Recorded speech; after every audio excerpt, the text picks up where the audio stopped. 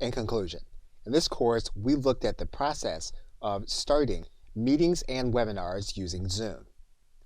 Whether you want to share your cameras or your screen, you can share content with other individuals, whether they are participating with you on a webinar or they are participating with you by watching your content. And in closing, we're looking at the whiteboard and the sharing process, where we can share text, where we can draw, and where we can use our cursor to erase.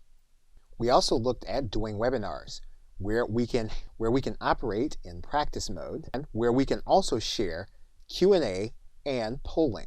And as you recall, the paid webinar plan allows us to stream live to YouTube and Facebook.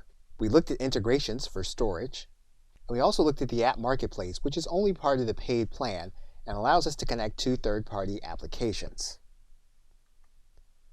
Okay, so with that, thanks, and I'll see you either in another video or in another course.